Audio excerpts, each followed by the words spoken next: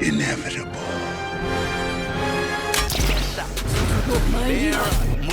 Well, we are finally back at it again with some more Musume lore video. Today, we are gonna be talking about the Big Daddy himself, the Big Daddy of the Golden Bloodline. In which case, I have been somewhat trying to avoid bro for quite some time because in all of my Musume lore video reactions, bro has been popping up. I've been calling him the MC of this verse. Well, I've been also calling Yutaka Take the MC of this verse, but like kind of both of them, right? But yeah, man, super excited to check this video out. By the way, this video is made by Maybe, so go check out his channel, go subscribe, and do all that amazing stuff. And this video is called The Golden Journey, How the Madness Began. But yeah, man, lock in and enjoy the show. Let's talk about when the first volume of JoJo. Golden Journey. Yeah, wait. What the fuck? We starting off with a JoJo reference. Let's talk about I had to do a double take on this freaking title, dude. Because like starting off with JoJo, unexpected. When the first volume of JoJo was about to be published, the author was asked to write a brief message for the reader. Alaki didn't think too deeply at the time. Look at these characters, bro. Hold up. Personally, I have never watched like JoJo's message for the reader. But gang, these characters, dude, the designs of them. Loki, it's somewhat original. I kind of like that, but gang, look at them. Holy. Also, quick little note, but like when Steel Ball runs, like actually releases as an anime, I will most likely be checking that out.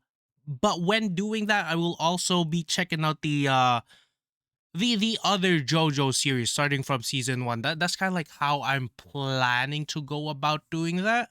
But yeah, man, the journey is here. I'm looking forward to watching all of those great stuff. Alaki didn't think too deeply at the time, thus came up with a phrase, a hint to humanity. This term phrase was merely an accidental creation. Even he himself had not anticipated that this spontaneous thought would run through the next What the fuck?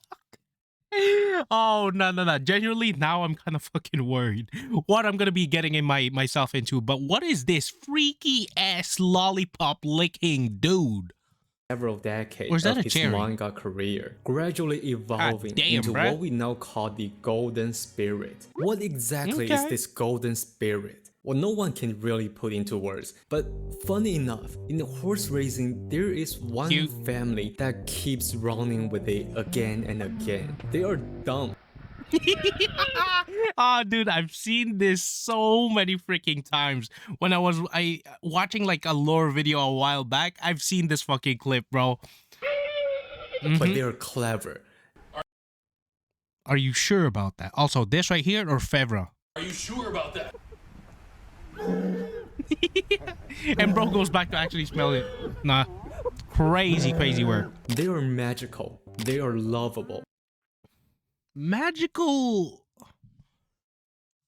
Actually, I would say, yeah, magical, mythical, whichever one we want to call it. Yes, they are. You will scream for them. You will left speechless All by chip them. incident, baby. Unpredictable, but never boring. Some call them the Heart Attack Express. I call them the Joestar family of racing. Hold up. What the fuck is this, bro? Okay, genuinely, now you got me curious, bro. Now you got me curious. Cause like me, I know a good amount of like the lore behind the Golden Bloodline, but like comparing them to these characters. By the way, like I said in the beginning, I have not checked out JoJo's. Comparing them to these characters, what the actual fuck am I gonna be in for when I watch this series, dude? It's how the Golden Spirit began. Let's go, baby.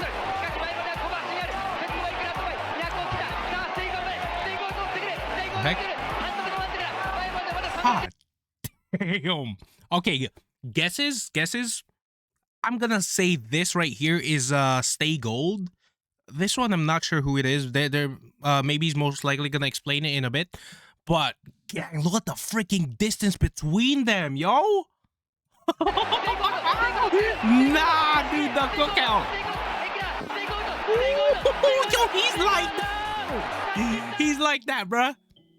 Damn. In Damn, no. We are in for a story, dude. Born, carrying an enormous expectation from Shadai, a name you cannot avoid when talking about Japanese racing.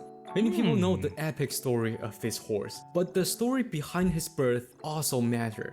In the 20th century, Shadai spent decades importing knowledge and bloodlines from the world. And in 1990, Sunday Silence arrived in Japan. Within just a decade, he became the very core of Japanese breeding. But the most important Sunday Silence. Now, should I call him the big daddy of this whole mumbo jumbo of mess?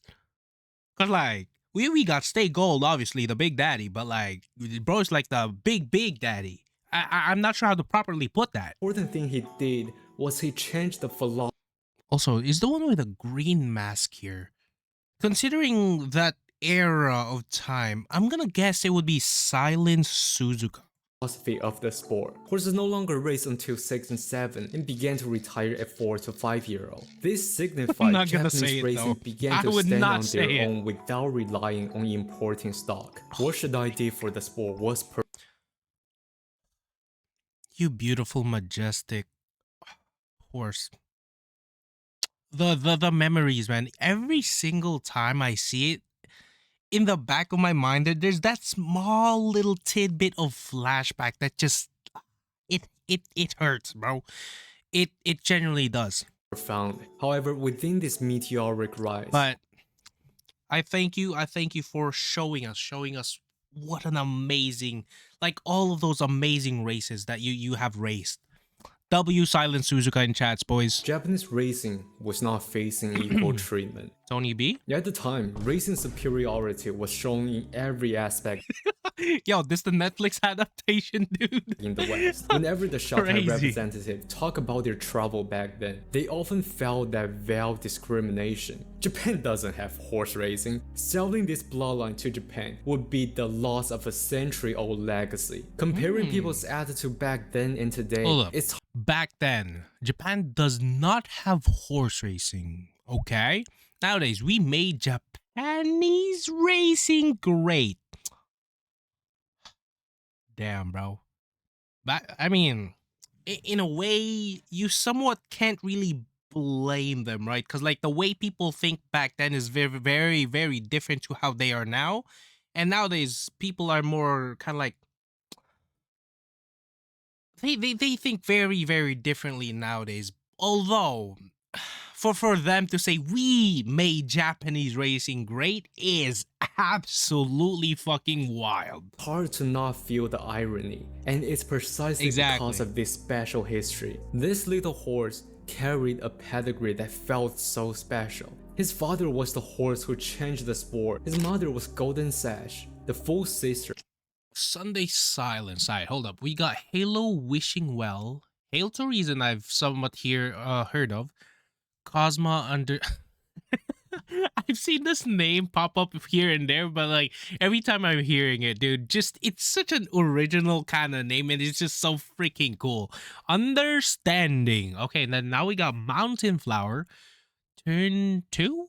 Okay. Let me see if I could kind of see any other names that I've seen a while back. I mean, Alpha Mount I did kind of hear about. And over here... Nah, I don't think so. How about... Okay, that I'm not gonna be able to read, okay.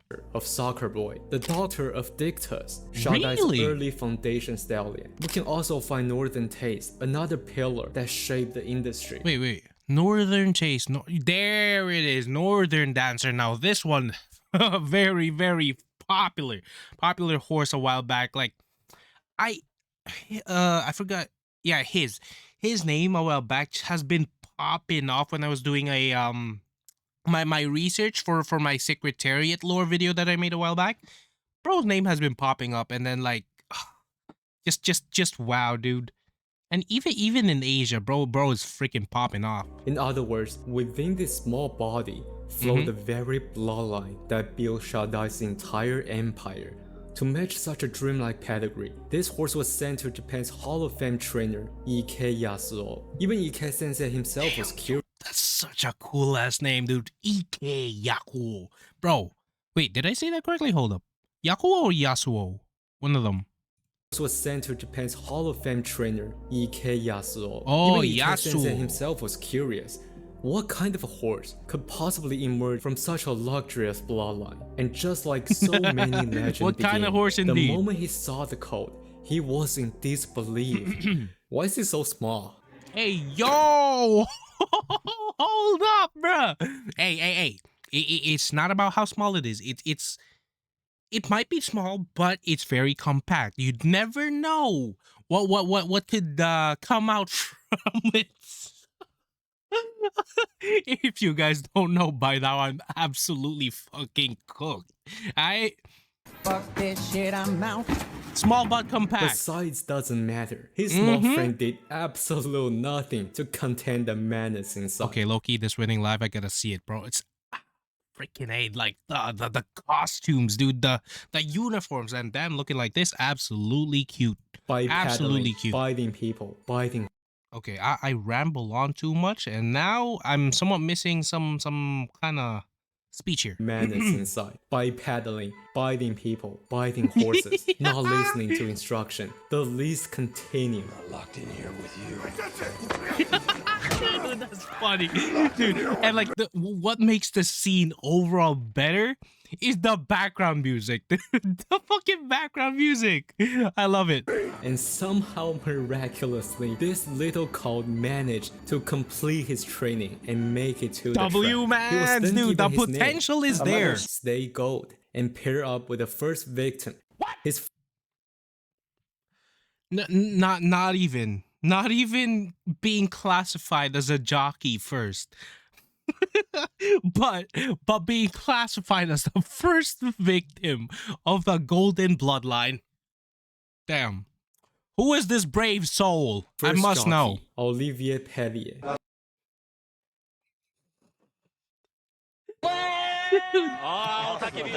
Damn, bruh.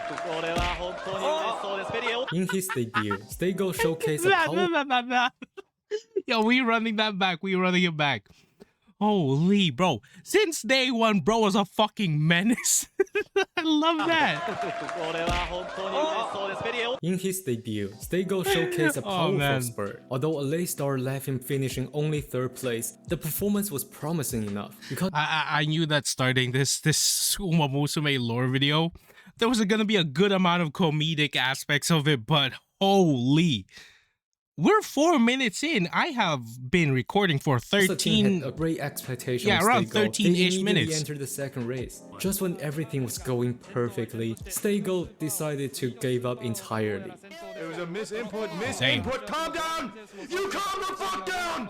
At the time, Stay Gold had somewhat of an injury. Nothing serious, really? Just a minor issue. For other horses, they would finish the race. Bro, doing the gold chip pose. Also, like for all or any kind of horses just in general, is it very common for them to kind of like somewhat jump up or lunge up and kind of like stand on 2 feet? Is that somewhat common to them? Or just the golden bloodline? Because we know Gold Chip has done that pose before. Already difficult in temperament, Stay Gold simply stopped trying entirely. Pellier quickly said, this horse won't do it. The team also realized we need to find from the next first victim jockey. And with that, Stay Gold met his most important jockey, Kumazawa Shigefumi. Hold up. What? Jockey. And with that, Stay Gold met his most important jockey, Kumazawa Shigefumi. His first jockey was Pellier. I know the horse pulled out mid-race. Even a jockey like Pellier couldn't stand him. When it became my turn to ride him, my feelings were complicated. With that complicated feeling, Stay Gold began to cook. Heck, I feel like there's a layer of comedic aspects to this. Bro decides to put the Jamie Oliver picture in this shit. I feel like bro has a different agenda for what he meant by Stay Gold cooking. I feel like it. Began to bake, roast, and yeah, called it. I called it, man. With that complicated feeling, Stego began to cook. Heck, he began to bake, roast. This legendary man right here, bro. If you guys do not know the lore of Uncle Roger, my God, dude. Back in college, I was watching this dude like absolutely crazy. Like the amount of like, actually like his content in itself is very fucking funny. The accent, dude, he nails that shit. Although every single time he got his freaking leg up like this, a good amount of time, Jamie Oliver videos puts that shit down, and you know what that means, especially with the chili jam shit. And toast. Whoa, holy, that shit's brown. None of the issues at all. In training, he was obedient. So much so that Kuwazawa began to lower his guard. Even Petty had found him unbearable. There had to be something wrong with him. Okay. I came with that bias. But instead, my impression was very good. He was indeed a good horse. Music, so man. At the third race, the entire camp felt the same way. This horse will win, no doubt about it. And then Stego just pulled out Lewis Hamilton 2021. No. Isn't that similar to what Orfevre did in? Actually, I forgot what the race was, but he did the same freaking move. He was at first place. He decided to go straight. And then he went all the way at the back of the pack. But then I think at the very, very last straight, bro decides to fucking lock in back again and still manages to go in second place. Dude, the golden bloodline, man. I'm telling you, if the big if they decide to lock the fuck in, they can conquer the world, bro. I'm telling you. Lewis Hamilton takes it away, but he locks on. Tough. In that one single race, Stego showcases three defining traits: uncontrollable, drifting sideways, and launching his jockey. What can you do? The infamous horse earned a reputation. Now you can't just find the next victim. Kuwazawa could only try and visit the horse every day, trying to build trust by training and living together. And that's when he realized he misunderstood Stego, because this flaws on the course was First mistake. First mistake. Trying to understand Stego. nothing compared to his bad temper. Stego refused to train. He hates being led. Okay, in a way though, bro kind of looking absolutely cute. Like, it's somewhat hard to explain, but bro kind of looking cute as fuck. What to do. To the point, during training, Kumazawa stayed so long on his back waiting him to move. Ate lunch, finished lunch, Stego still didn't move. So others offered a solution. Why don't we geld him? And trainer Ike listened to this totally reasonable solution. Stego was gelded and sent back to racing. And with that, my Gold Family series ends here. I'll most likely have to look it up later, but geld or gelding, right? That's not the process of cutting it off, right? I'm gonna guess not, but okay. Thank you so much for watching. Yeah, Don't forget to like, comment, and subscribe. Damn. We not over. No. You not faking us out, bruh.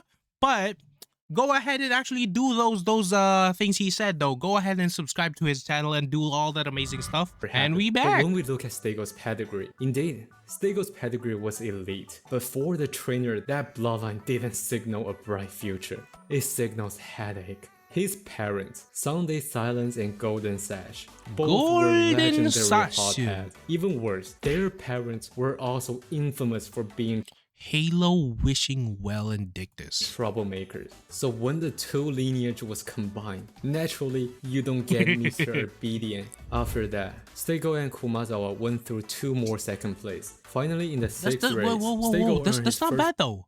2 second places for someone like a jockey, like that's like hard for the jockeys to kind of control.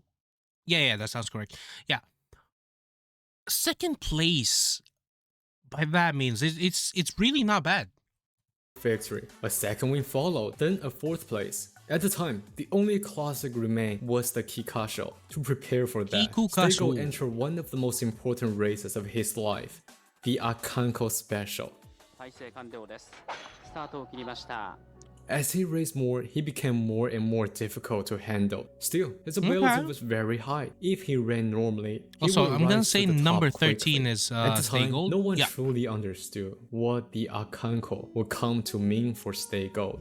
In October 1997, Stay Gold made his group race debut and finished 4th. Under normal circumstances, only the top 3 would qualify for the Kikasho, but due to withdrawals, Stay Gold, with the highest win of akanko, slipped into the field. Really? Wait, hold up. Okay, so number 1 is Stay Gold. Matikani Fukukitaru. I most likely said that correctly. Matikane Fukukitaru. Okay, number 4. Mejiro In Bright. this Kikasho, Stay Gold went off as the 10th favorite. The pace was slow. First 1000 meter was 61.8, 2000 meter was 208.3. To put it simply, it was very slow. Eventually turned the race into a burst of speed contest at the end. I mean, usually that is how it goes in the front, but the exact opposite direction of what Stay Gold was good at. Stay Gold's strength was stamina, and he tended to thrive in faster tempo, favoring horses coming from behind. Where's bro at? Oh, no, it's number 15. Wait, where the oh, okay, this right here is most likely bro. Okay. At the end, Stay Gold unsurprisingly finished 8th, yet due to slow pace, he was only 3 lengths behind. For a 10th favorite in his very first G1, this was far from a bad result, as the jockey put it. It's unfortunate, in a slow pace he simply can't show his true strength, but still, it wasn't a heavy loss at all. Even more telling, akanko showed no signs of fatigue at all, so the team immediately entered him to the International Jockey Invitational. Since it was a jockey series, his rider was signed randomly, and by pure fate, Yutaka drew Stay Gold and finished 2nd. Let's go! Oh my gosh. And bro, 2nd place with the man, the myth, the legend, Yutaka Take. Both MCs, bro. Okay, who actually took the dub over here? Because like that in itself is crazy. Beating the 2 MCs of the verse. Wild. Place. Damn, 2nd place is absolutely crazy though, dude. Look at the acceleration speed at the end there. Holy. It looked good on paper, but afterward, Take Yutaka also said he never wanted to ride the horse ever again, and left somewhat of a famous quote. This horse isn't here to race. He's only interested in biting other horses. The thing about that though, hold up. The thing about this though, Yutaka Take, he wasn't considered as the 3rd victim. And that is actually very, very big. Okay, hold up. This horse isn't here to race. He's only interested in biting other... Well, wasn't there a story a while back that Stay Gold bit one of the horses? I forgot who that horse was. But I think bro did bite another horse. When his fellow stars were earning the glory of their lives, Stay Gold, the highly anticipated star, ended his classic year with a proud record of pissing off 2 famous jockeys, and then he began with to a proud cook again. Chili jam. Do you know how to become a silver collector? Well, you gotta do some of this.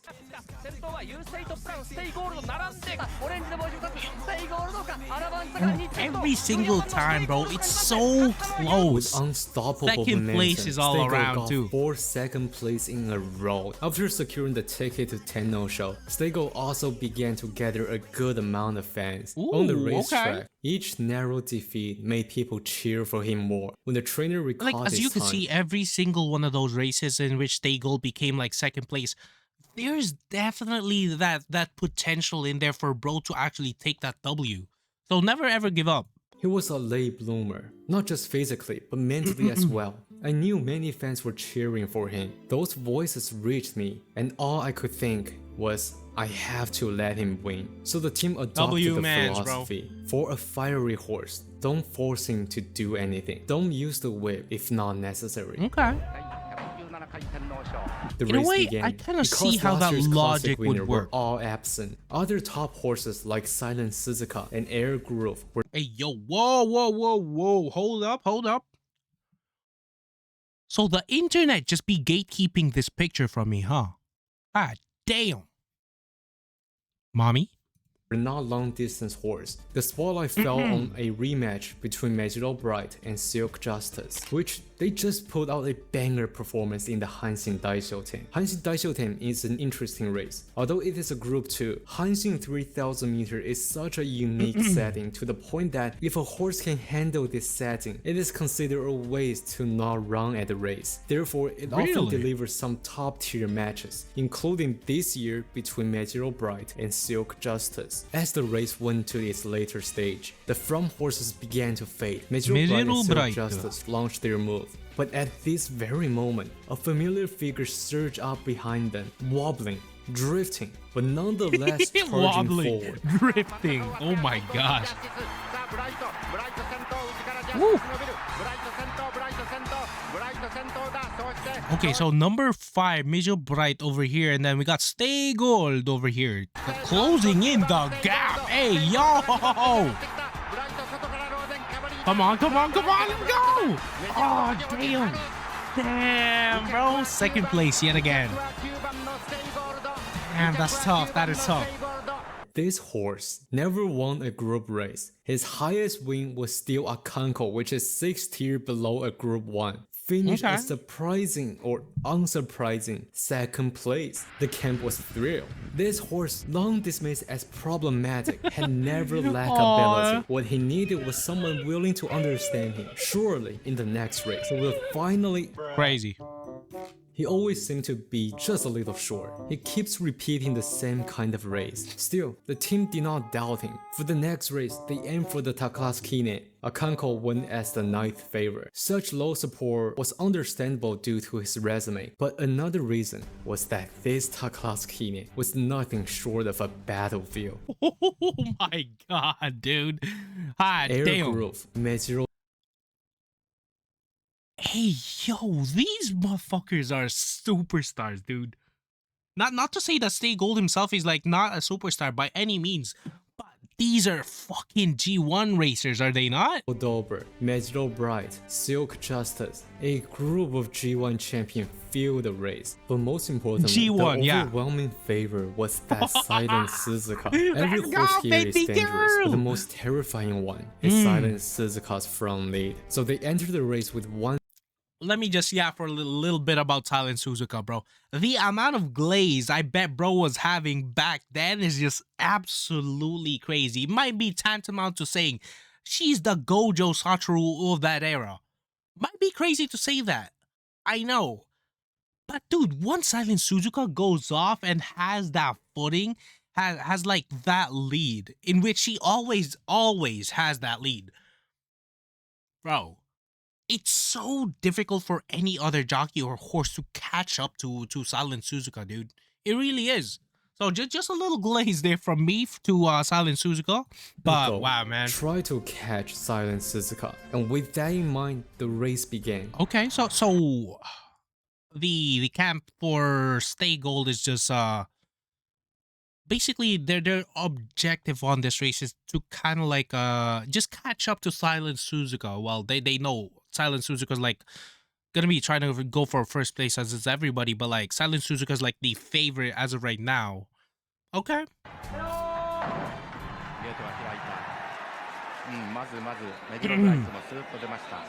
Silent Suzuka front. Absolute aura, bro.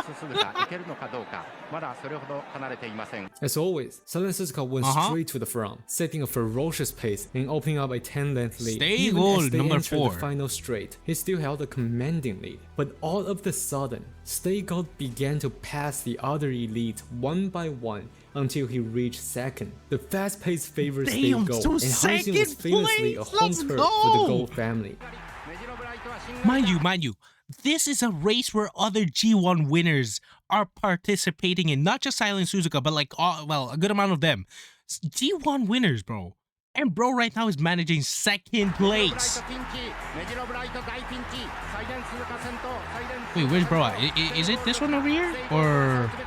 Even Silent Suzuka displayed astonishing resilience. Stay Gold gave him a tough number challenge. 4, okay, over the here. The gap kept shrinking, but the finishing line was also closing. Let's go! And dude, oh my god, bro is actually closing that distance. Oh my god!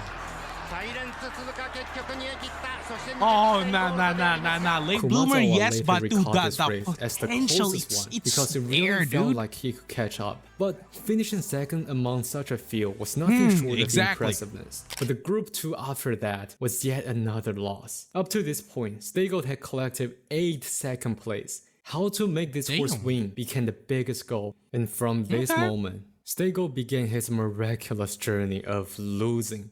His next race was that heartbreaking silence. Oh, no.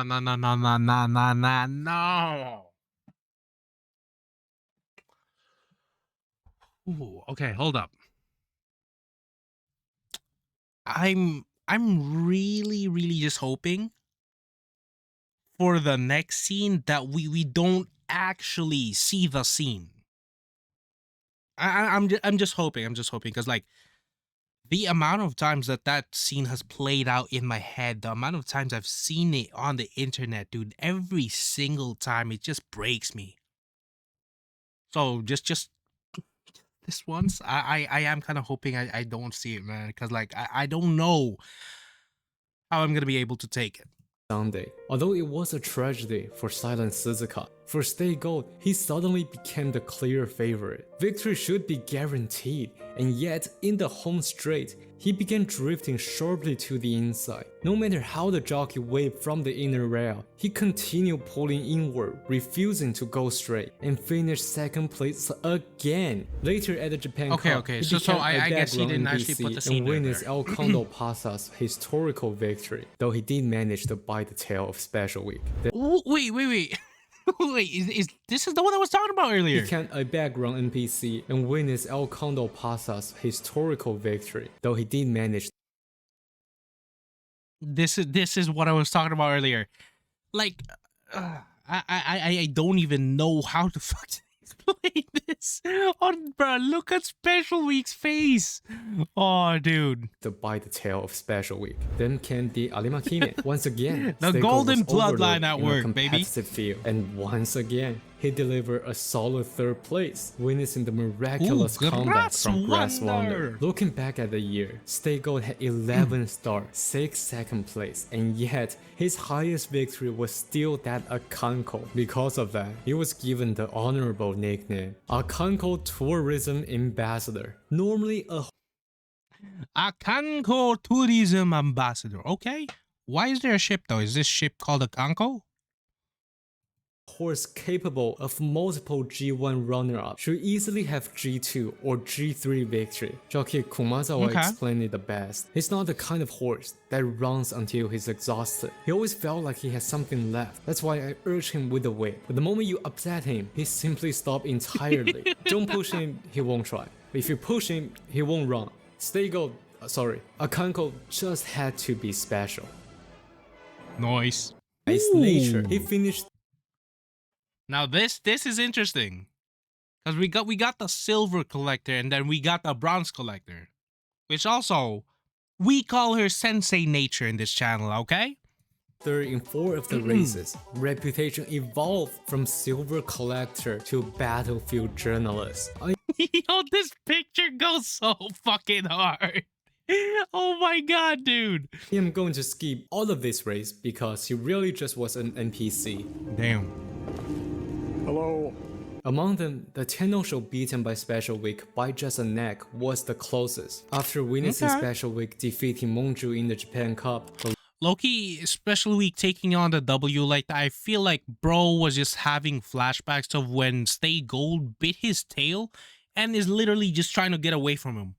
I feel like that's the lore there. Legendary duel between Grass Wonder and Special Week in the Akanko. Akanko raced through the entire rise, clash, and retirement from the Golden Generation, looking at so many Kohai retiring from track. Stay Gold understood the key to so victory. Fitting, so Thus, elegant, Akanko so beautiful. entered his 6-year-old season with 4 consistent results: 2nd, 3rd, 2nd, 4th. By now, Akanko's losing streak reached 28.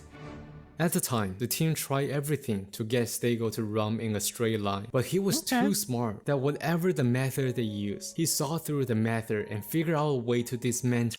Personally, I feel like for horses you can't really control, and even though you've tried for years, right? Just let them loose. Just let them do their thing. I feel like if you haven't tried that method, I think you should at least try it one time.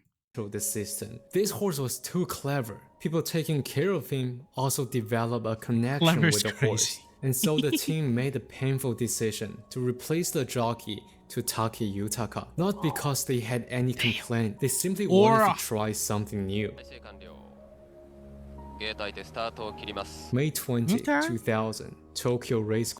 Oh my gosh. 2000, man. What a freaking year. The year of the freaking Overlord, bro.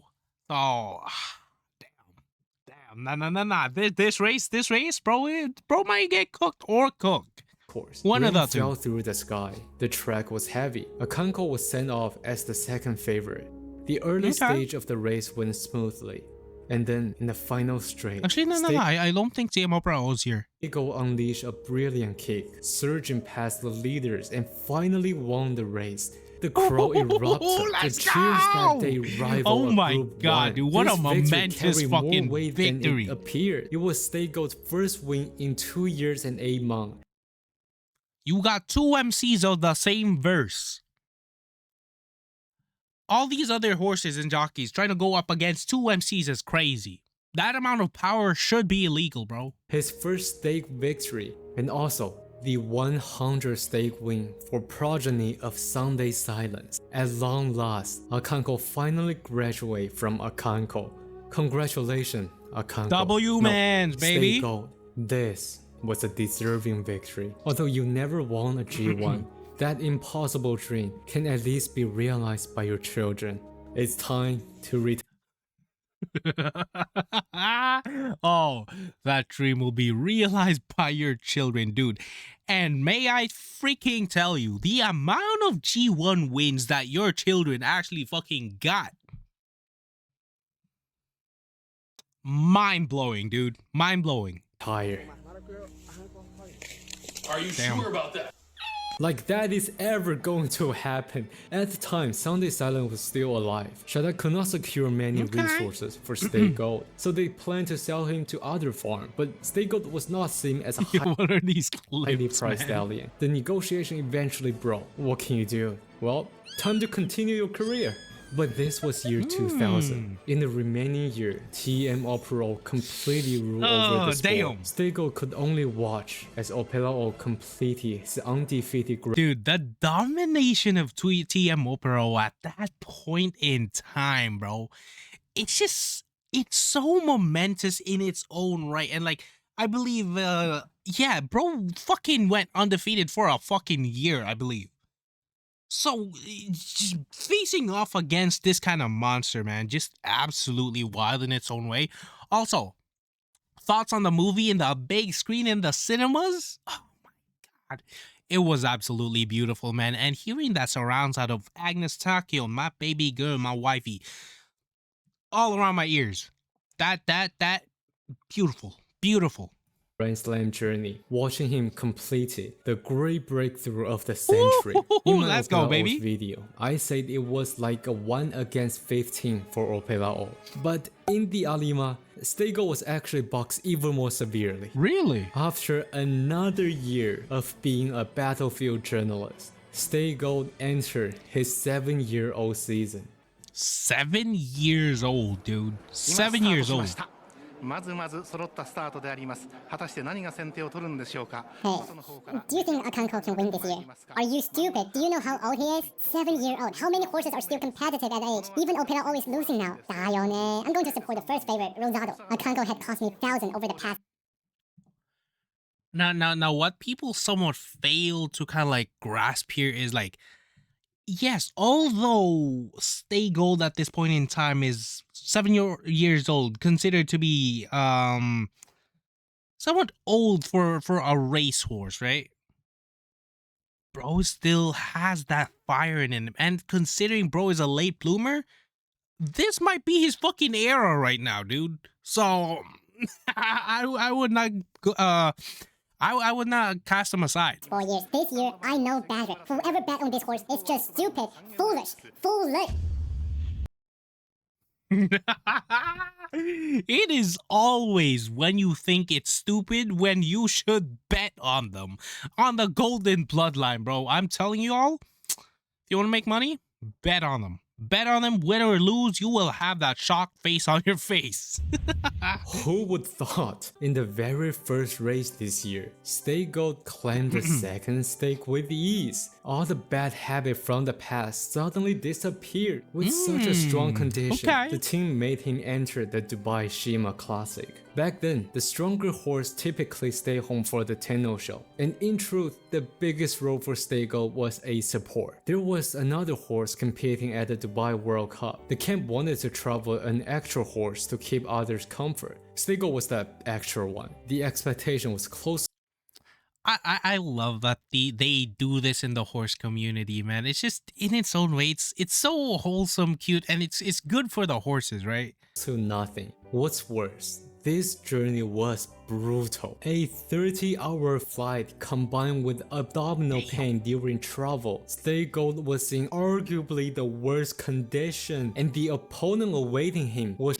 Yo, okay, I don't know if it's just me or maybe the camera angle in itself, but yo, these horses are jacked.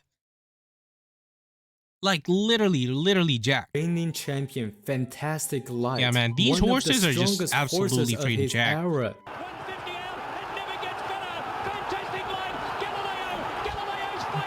Power, dude, all their freaking powers at the last spurt. Under the expectation of just being safe is all the best, the team witnessed a jaw-dropping victory. Stay Gold!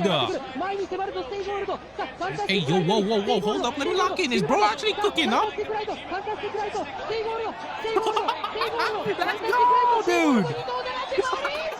Yo! Damn. Wait, first or second? The first Japanese horse to win the Shima Classic. The first overseas stake for the children of Sunday silence. And as if fate demanded poetry, that day was Stay Gold's birthday. And mind you, bro racing in this race, dude, this dude had so much debuffs. 30-hour flight. And then the abdomen pain, I believe what was said. Hey, what is this win? Absolute cookout, bro. Absolute cookout. After his triumphant return, Stay Gold witnessed the final brilliance of TM Opera. Wow. Oh my god, and bro is actually going past them. Ooh. Wait, whoa. Oh my god, no. Oh, dude. I remember this, dude. I've heard about it from a while back, but like, gang, this was the fucking race? Little context, right? Little context. But this motherfucker, actually, we could somewhat say that NTR, Narita Top Road, is somewhat the fourth victim. First we got those two jockeys, and then we got Special Week's tail, and then now we got NTR. Bro literally fucking brake checked Narita Top Road. What reason? I don't know. Ask Stay Gold. But dude, after 1 month, I believe Narita Top Road was actually fucking traumatized by this fucking thing. But dude. Just when everyone thought he had finally grown up, he pulled another Wuno reverse that got him disqualified. In the following Tenno show and Japan Cup, he failed to run in straight line again. Loki though, I am just hoping that at the time, Naruto Top Road wasn't actually injured by the fucking brake check that happened there. I'm hoping. Ending disappointing. As fans prepared to vote him one last time for the Arimakinen, they found out Stay Gold ran away for his final race. They would send him overseas one last time, the destination, Hong Kong. Because of his victory in the Dubai Shima Classic, the team think he performed quite well outside Japan. Therefore, Stay Gold, for the first time in his career, became that first favorite in a G1 due to international victory. As tradition, the Hong Kong Jockey Club assigns Chinese name to international runner, and the immortal name he received was Golden. Okay, Loki, I thought that shit says Slay Gold. Journey. The Golden Journey, okay. The race began. Stay Gold settled calmly in the middle of the pack. This horse had seen everything. He witnessed the final glory of the Meijiro family. He watched Silent Suzuka's front knee. The fucking warm-up, dude. Oh my god, I love that. Heartbreaking Silent Sunday. He lived through the rise and fall of the entire golden generation. Nah, bro, this build-up right now for Stay Gold. Also, yes, this right now, from what I'm getting from the storytelling, is Stay Gold's last race. Oh my gosh, dude. This is one of the reasons why I love Maybe's videos. The build-up before the actual execution of like the hype moments, right? The build-up for Stay Gold right now that he's saying, dude. That witness the entire golden generation, witness the greatness of Silent Suzuka from a while back. Dude, that is so fucking wild, man. He saw the century-end reign of an overlord. He witnessed the revenge of Meisho Doto and the dawn of a new age after TM Opera. Also, there's a supposedly there's a picture online of some dude, some girl, I'm not really sure what it is, grabbing Meisho Dodo's butt. It's actually fucking cute. And then Meisho Dodo kind of like looking back like this. Like, bro, that picture must be guarded at all times. That picture is absolutely beautiful and cute at the same time.